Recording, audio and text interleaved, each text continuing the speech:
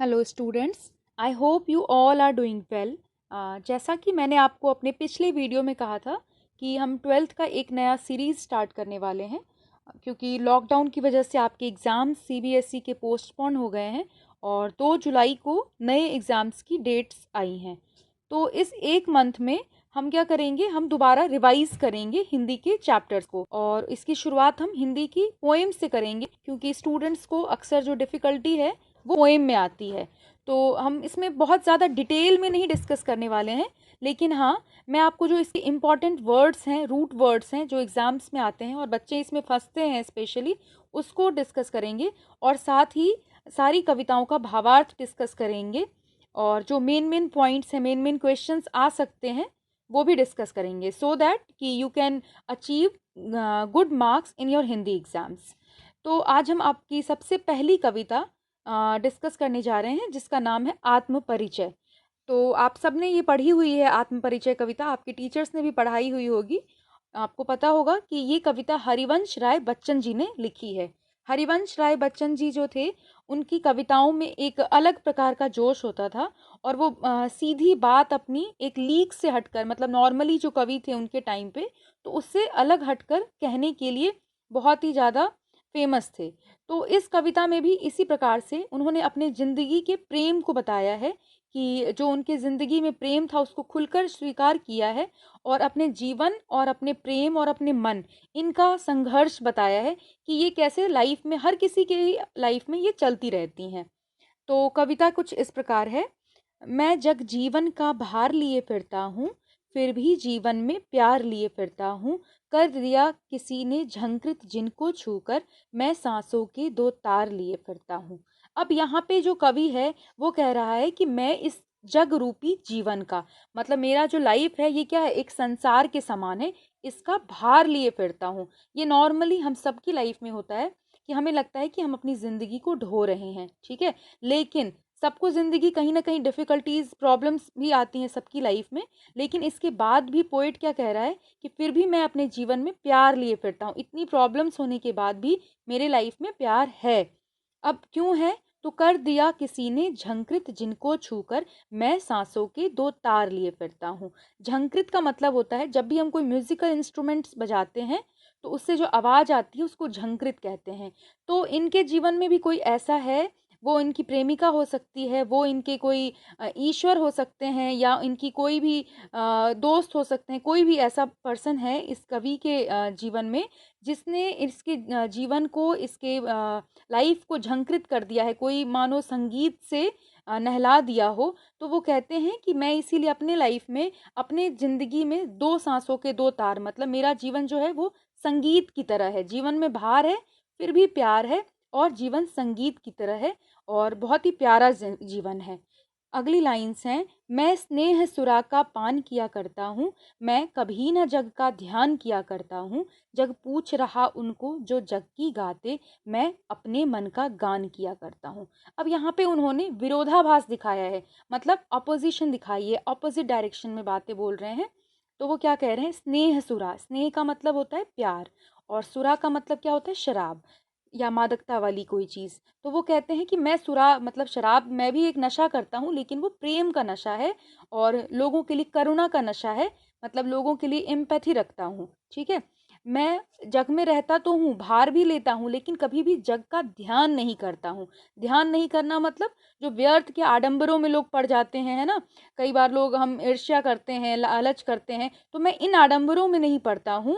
और क्यों नहीं पड़ता हूँ, क्योंकि जग, दुनिया में हम वैसे भी नॉर्मली कहते हैं कि लोग उन्हीं को पूछते हैं जो लोगों में बहुत ज़्यादा इंटरफेयर करते हैं। तो कवि कहता है मैं जग में रहकर भी जग का ध्यान नहीं करता हूँ, मतलब अपनी लाइफ को लोगों के लिए बनाता हूँ, लेकिन प्यार से बनाता हूँ, मैं इतना ज़्यादा लाइफ में इन्वॉल्व नहीं होता हूँ, और जो मेरे मन में आता है मैं बस वही किया करता हूँ, मैं अपने मन का गान किया करता हूँ। तो अगर एग्ज़ाम्स में भी कोई भी इसमें से लाइन आ जाए कि मैं स्नेह सुरा का पान किया करता हूँ, इसको डिफाइन कीजिए, या मैं जगजीवन का भार लिए फिरता हूँ, तो एक चीज़ है कि इस कविता में हर जगह रूपक अलंकार का इस्तेमाल हुआ है। आप लिख सकते हैं, आपको अच्छे मार्क्स आएंगे। तो रूपक अलंकार क्या है, रूप दोनों की रूप से तुलना करी है कि जग रूपी जीवन, स्नेह रूपी सुरा, ठीक है। एक ये चीज हो गई। दूसरा जो है वो इस कविता में श्रृंगार रस है ना।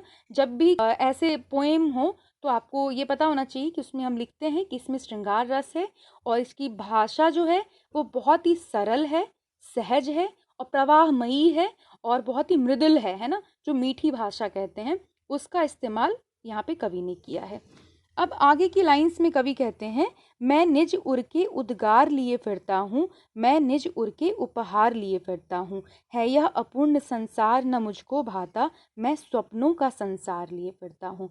अब वो क्या कह रहे हैं, निज मतलब अपना, उर मतलब हृदय और उद्गार मतलब भाव, मतलब मेरे हृदय में कुछ भाव हैं और मैं उस भावों के साथ, इमोशंस के साथ अपनी लाइफ को जी रहा हूँ। मैं निज, फिर मैं अपने लिए ही, अपने ही हृदय के लिए उपहार भी, भेंट भी, मतलब अपने लिए ही गिफ्ट्स, अपने लिए ही खुशियाँ भी ढूंढ के लाया हूँ। अपने जो दुख हैं वो भी मेरे साथ हैं और उनके लिए खुशियाँ भी मैंने खुद ही ढूंढी है, वो भी मेरे साथ हैं। क्योंकि ये जो अपूर्ण संसार है, उन्होंने संसार को क्या बताया है, अपूर्ण बताया है। वो इस जग का ध्यान नहीं करना चाहते, उनको ये संसार अपूर्ण मतलब अधूरा लगता है कि यहाँ कमी है, लोगों के बीच में प्यार की कमी है, एम्पैथी की कमी है। तो वो कहते हैं इसलिए मैं क्या करता हूँ, अपने ही सपनों का अपना एक नया संसार लेके फिरता हूँ। आगे कहते हैं, मैं जला हृदय में अग्नि दहा करता हूँ, सुख दुख दोनों में मग्न रहा करता हूँ, जग भव सागर तरने को नाव बनाए, मैं भव मौजों पर मस्त बहा करता हूँ। अब यहाँ पे कवि जो है वो अपने हृदय के दुख को दिखा रहे हैं कि मेरे हृदय के अंदर जो है वो अग्नि दह रही है, मतलब प्रेम रूपी अग्नि दह रही है मेरे हृदय के अंदर। लेकिन सुख और दुख मेरे लाइफ में कोई भी, वैसे होना भी चाहिए हमारा ये अप्रोच कि लाइफ में सुख आए चाहे दुख आए, दोनों में मग्न रहा करता हूँ। बहुत ज़्यादा अफेक्टेड नहीं होना चाहिए, ना तो सुख से और ना ही दुख से। और ये कवि कहते हैं कि जो जग है, लोग जो हैं वो भवसागर, भवसागर में रूपक अलंकार है और यहाँ पे भी वही श्रृंगार रस है, भाषा जो है वो प्रवाहमयी है, मृदुल है। आप सारी जगह कहीं पे भी कोई क्वेश्चन आए ये लिखते हो, आपके मार्क्स ज़्यादा बनेंगे। भवसागर का मतलब क्या होता है कि उन्होंने संसार को एक समुद्र बताया है। तो जीवन रूपी सागर जो है वो तरने को, मतलब जीवन से पार पाने के लिए लोग नाव बनाते हैं कि किसी तरह से मैं जीवन गुजार लूं। लेकिन कवि क्या कहता है, मैं भव मौजों पर, मौजों मतलब क्या हो गया यहाँ पे, किनारों पर। मतलब जैसे कई लोग किनारों पर रह के ही समुद्र का आनंद लेते हैं, नदियों का आनंद लेते हैं, तो कवि भी उसी किनारे पे रह के अपनी मदमस्त दुनिया में, अपनी प्रेम की दुनिया में बहा करता है। उनको इस अपूर्ण संसार से, अधूरे संसार से कोई लेना देना नहीं है। अब कहते हैं, मैं यौवन का उन्माद लिया फिरता हूँ, उन्मादों में अवसाद लिया फिरता हूँ, जो मुझको बाहर हंसा रुलाती भीतर, मैं हाय किसी की याद लिए फिरता हूँ।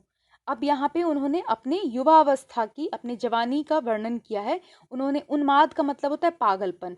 तो मैं, मेरे जो यौवन है, युवा अवस्था है, मतलब मेरी जो मनोदशा है, दिमाग की स्थिति है, मैं उसमें पागलपन लिए फिरता हूँ। लाइफ के प्रति पागलपन है, कुछ करने के लिए पागलपन है।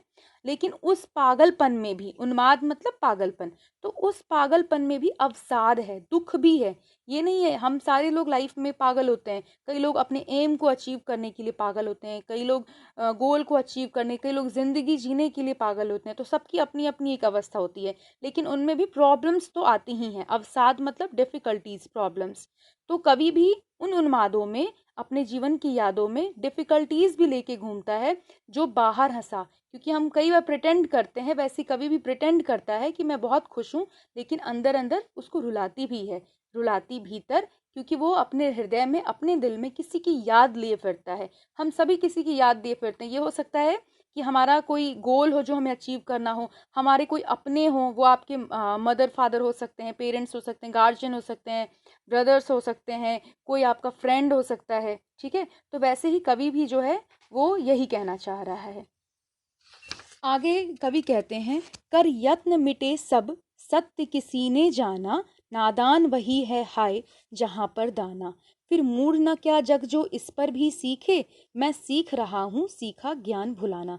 यहाँ पे भी क्या है, विरोधाभास है। मतलब उन्होंने लाइफ से अपने विरोध, अपोजिशन को यहाँ पे भी फेस जो किया था अपनी लाइफ में उस चीज़ को बताया है कि सब लोग हम यत्न करते हैं, कोशिश करते रहते हैं कि सत्य क्या है, जीवन का सत्य क्या है। ठीक है, कई बार कोशिश करते हैं लेकिन किसी को पता नहीं चलता है कि सत्य क्या है, लाइफ क्या है, हमें क्या करना चाहिए, कैसे बनना चाहिए।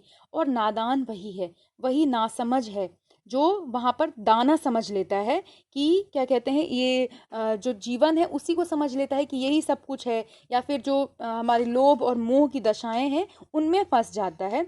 फिर मूढ़ न क्या जग जो इस पर भी सीखे। तो अब यहाँ पे कवि कह रहे हैं क्या, ये जग जो है, ये संसार जो है वो मूर्ख नहीं है। मूढ़ मतलब मूर्ख, मतलब लोग मूर्ख हैं क्योंकि इस बिना मतलब कि आडंबर को ही जीवन समझ के अपनी पूरे जिंदगी को गुजार देते हैं। और कवि जो है वो क्या कह रहा है, मैं सीख रहा हूँ, सीखा, और मैं इस नादानी को, इस मूर्खता को भुलाने का ज्ञान सीख रहा हूँ। मैं इन चीज़ों से पार जाना चाहता हूँ। उनके जो हृदय में है वो एक अलग प्रकार की ललक है, अलग अभिलाषा है, चाहत है। ठीक है, अब आगे जो है वो कहते हैं, मैं और जग और कहाँ का नाता, मैं बना बना कितने जग रोज मिटाता, जग जिस पृथ्वी पर जोड़ा करता वैभव, मैं प्रतिपग से उस पृथ्वी को ठुकराता। अब उन्होंने क्या कहा है, अपनी कविता के माध्यम से वो अपनी पर्सनैलिटी बता रहे हैं कि मैं जो हूँ वो क्या हूँ, मेरा और जग का, इस संसार का कोई नाता नहीं है। मैं एक अलग ही टाइप का कवि हूँ जिसका इस संसार से कोई लेना देना नहीं है। लोग जो है वो वैभव, पैसे इकट्ठा करते हैं और लाइफ को सक्सेसफुल बनाने के लिए रिच पैसों के पीछे भागते हैं, लेकिन मैं कितने जग बना बना के रोज अपनी दुनिया में रहता हूँ और मैं अपने भावनाओं को महत्व देता हूँ, इस संसार को महत्व नहीं देता हूँ। तो मैं प्रतिपग इस संसार को अपने पैरों से ठुकराता हूँ। इसका मतलब है कि मैं लोभ मोह का त्याग करता हूँ, मैं अपने जीवन में मस्त घूमा फिरता हूँ और मुझे धन समृद्धि से कोई मतलब नहीं है। आगे कहते हैं, मैं निज रोदन में राग लिए फिरता हूँ, शीतल वाणी में आग लिए फिरता हूँ, हो जिस पर भूपों के प्रासाद निछावर, मैं वह खंडहर का भाग लिए फिरता हूँ। अब यहाँ पे निज मतलब आपको पहले ही पता है कि निज मतलब अपना, रोदन का मतलब रोना या रुदना, रोने को बोलते हैं। तो अपने रोने पे भी, अपने दुखों में भी मेरा क्या है, एक राग है।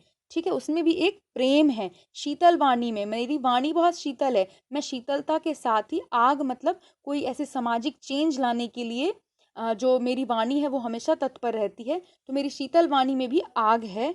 और हो जिस पर भूपों के प्रासाद निछावर, भूप मतलब राजा। तो लोग जो हैं वो क्या कहते हैं कि क्या कहते हैं, लोगों को अपने इस जग से, इस जीवन से बहुत आकर्षण है, लेकिन वो जो है उस खंडहर का एक भाग, मतलब लोग पैसों के, धन के, समृद्धि के प्रति भागते रहते हैं और आकर्षण भी है, लेकिन मैं जो हूँ उस खंडहर का, जिस पे बड़े बड़े राजा जो हैं अपने पूरे जिंदगी को न्यौछावर कर देते हैं, उसका एक भाग लिए फिरता हूँ। मुझे धन से, समृद्धि से कोई लेना देना नहीं है। यहाँ पे भी उनमें क्या है, मधुरता है, शीतलता है, क्योंकि वो कहीं ना कहीं या तो अपने प्रेम विरह की, मतलब उनको जिनसे प्रेम था या तो वो नहीं मिल पाए, तो उसकी भी बात करना चाह रहे हैं, और साथ में उनको इस जग से कोई मतलब नहीं था, उस चीज़ की भी बात कर रहे हैं। आगे कहते हैं, मैं रोया इसको तुम कहते हो गाना, मैं फूट पड़ा तुम कहते छंद बनाना, क्यों कवि कहकर संसार मुझे अपनाए, मैं दुनिया का हूँ एक नया दीवाना। अब वो कहते हैं कि मैं जो रो रहा हूँ तुम इसको कहते हो गाना, मेरी कविता कहते हो, और वो मेरी प्रेम की निराशा के परिणाम स्वरूप प्रकट हुआ है। मेरे जो हृदय में प्रति जो आसक्ति है उसके विरुद्ध में ये प्रकट हुआ है।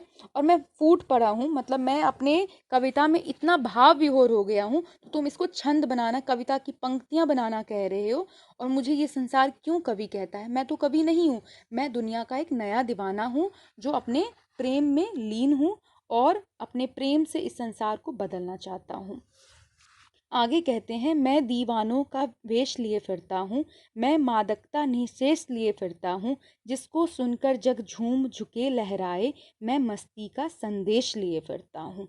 मादकता मतलब नशा, मस्ती होता है, और निशेष मतलब होता है संपूर्ण, कंप्लीट। ठीक है, तो अब ये कहते हैं कि मेरा जो वेश है, मेरे जो लुक है वो क्या है, दीवानों के जैसे है। मैं वातावरण को मस्त बना देता हूँ, मैं इतना जग में नहीं रहता हूँ, मैं बहुत फ्रीली पोएट हूँ। और मादकता, मेरे अंदर जो है वो पूर्ण क्या है, कंप्लीट क्या है, तो मादकता है, यानी एक प्रकार का नशा है, और ऐसा नशा है जिसको सुनकर लोग झूमेंगे, खुशी होंगे, नाचेंगे। मैं ऐसा संदेश लिए फिरता हूँ, मैं प्यार का संदेश लिए फिरता हूँ।